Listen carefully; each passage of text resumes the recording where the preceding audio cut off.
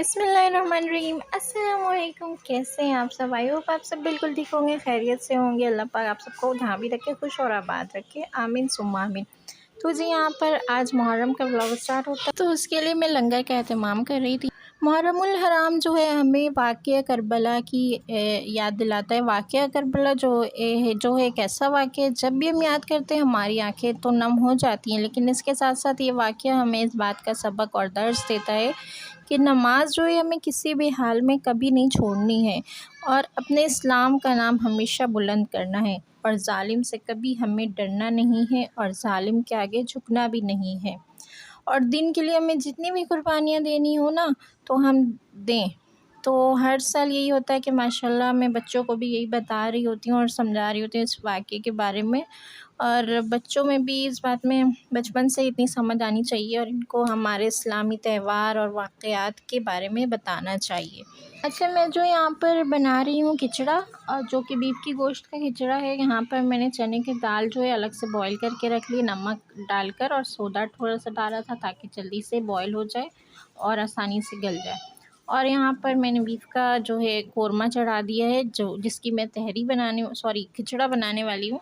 तो ये एक रिवायत भी चलती आ रही है कि मेरी मदर इन लॉ बनाया करती थी, वो बनवाया करती थी अपनी डॉटर इन लॉ से, और वो मेरी मदर इन लॉ अपनी डॉटर इन लॉ से बनवा रही। तो खैर यहाँ पर मैंने प्याज ब्राउन में रख दिया था ऑयल गरम करके, और उसमें साथ में बीफ का गोश्त अच्छी तरह से धोकर डाल दिया, अदरक लहसुन का पेस्ट शामिल कर दिया, पिसी मिर्च और पिसी धनिया ऐड कर दिया था, नमक ऐड कर दिया, और साथ में मैं शान का बिरयानी मसाला ऐड करूँगी ताकि उसमें से अच्छा से टेस्ट आ जाता है। यहाँ पर डालने के बाद इसको अच्छी तरह से भून के पानी डाल कर रख दिया ताकि ये गल जाए गोश्त अच्छी तरह से। जब गोश्त गल गया तो उसमें मैंने थोड़ा सा टमाटर ऐड किया, दही ऐड किया, और अच्छी तरह से भून के जब ये तेल ऊपर आ गया तो मैंने इसमें आलू भी डाल दिया। आलू जो कि मैंने पहले से एक जर्दे का रंग और पिसी मिर्च वगैरह हज़रत मामूल जो मैं बना रही होती हूँ फ्राई करने के लिए आलू, वो मैंने फ्राई कर लिए थे, और जब कोरमा तैयार हो गया तो उसके ऊपर से आलू मैंने डालकर दम पर रख दिया।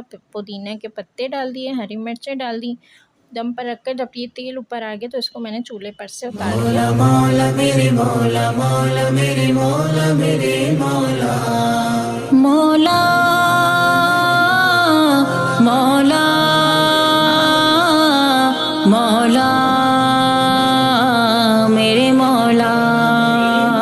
जी यहाँ पर मैं आ जाती हूँ शरबत की तरफ। शरबत बनाई थी तो जी शरबत के लिए मैंने दूध को बॉईल कर लिया, और यहाँ पर जो पतीले में दूध नज़र आया वो पाउडर दूध है जो कि मैंने पानी में ऐड कर लिया था और पानी में डाल के घोल लिया है। और यहाँ पर जो दूध बॉईल किया था उसमें चीनी भी मैंने ऐड कर दी थी ताकि अच्छी तरह से ये घुल जाए। और यहाँ पर जो पाउडर दूध मैंने घोल कर रखा था वो भी मैंने ऐड कर दिया इसमें।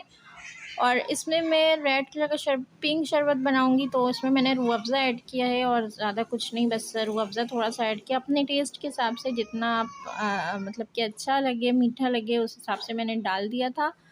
और डालने के बाद बस इसको अच्छी तरह से मिक्स कर रही हूँ, और जब कलर मुझे मुनासिब नहीं लगा मैंने कहा चलो और मीठा हो जाएगा इससे, तो मैंने रूह अफ़ज़ा और ऐड कर दिया इसमें। और साथ में मैं पानी भी ऐड कर दूँगी ताकि अच्छा सा ज़्यादा गाढ़ा भी ना हो और ज़्यादा पतला भी ना हो, नॉर्मल रहे। इसमें मैंने दूध मलंगा यानी चिया सीड्स भी डाल दिए थे जो कि तासीर ठंडी होती है और पेट भी ठंडा करता, पानी की कमी को पूरा भी करता है। मेरे मौला, मेरे मौला, मेरे मौला करम हो करम, मेरे मौला करम हो करम, मेरे मौला करम हो करम, मेरे मौला करम हो करम।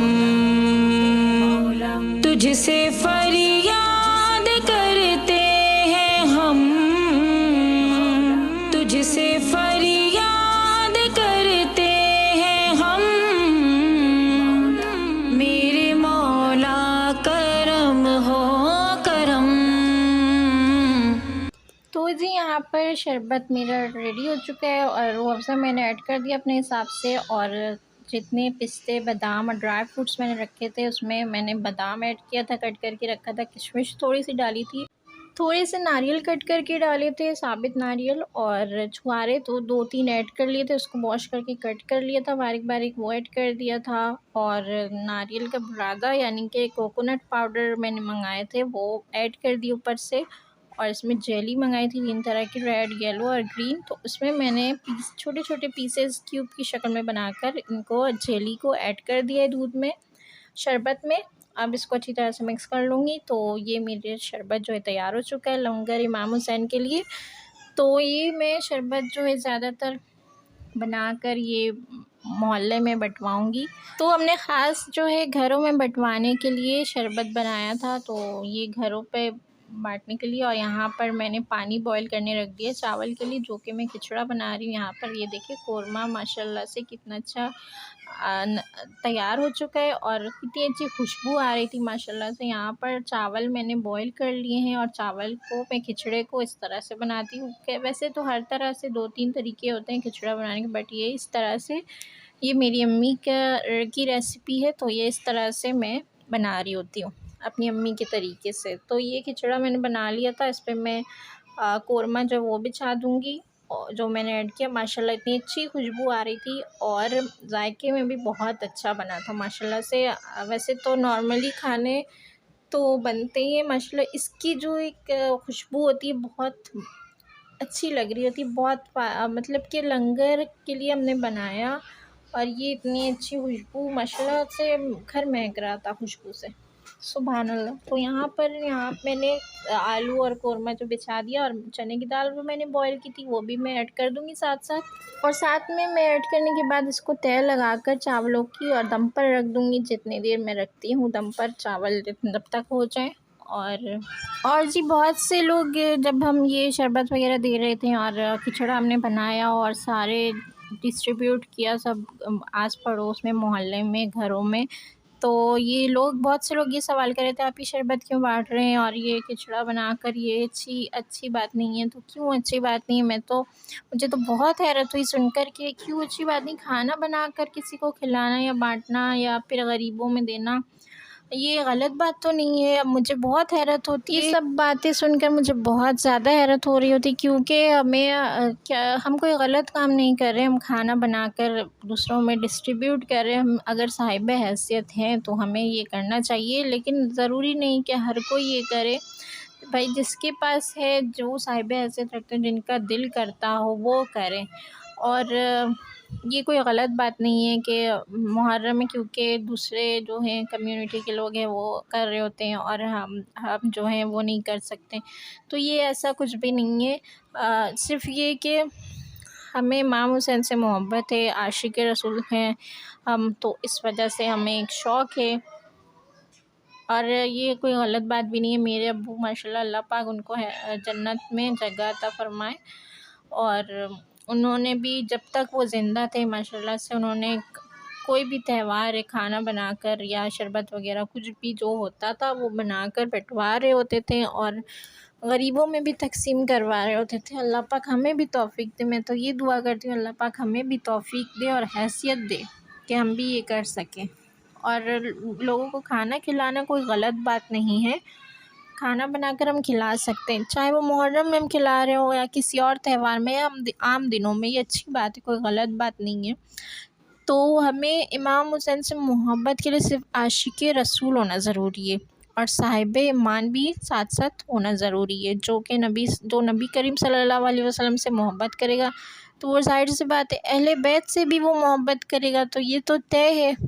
लेकिन साथ-साथ ये भी ज़रूरी है कि हम जो है नमाज़ नहीं छोड़ें, नमाज़ भी पढ़ना हम पर फ़र्ज़ है। और सिर्फ़ ये नहीं कि मुहर्रम का रोज़ा रख रहे हैं और नमाज़ पढ़ रहे हैं, कि आम दिनों में भी हमें इस चीज़ का ख़याल रखना होगा और हर चीज़ का एहतराम करना होगा। सिर्फ़ मुहर्रम में नहीं कि हम नए कपड़े नहीं पहन सकते, गाने बजाने नहीं सुन सकते और इस तरह के स्टेटस वग़ैरह नहीं लगा सकते। तो ये सिर्फ़ मुहर्रम के दिनों में या फिर किसी त्यौहार में, किसी दिनों में, ख़ास दिनों में नहीं, बल्कि हमें आम दिनों में भी इन सब चीज़ों का बहुत एहतराम करना चाहिए और ख़याल करना चाहिए। और मुहर्रमुल हराम का पहला दर्स जो है वो सजदा है, इसलिए कुछ भी हो जाए सजदा किसी हाल में नहीं छोड़ना है हमें, क्योंकि इमाम हुसैन ने जो हमें सबक देकर गए हैं, जो आखिरी वक्त में भी इमाम हुसैन, हज़रत इमाम हुसैन रज़ियल्लाहु ताला अन्हु ने सजदा करना नहीं भूले वो, और वो सजदे की हालत में ही उन्हें जो है धोखे से शहीद किया गया।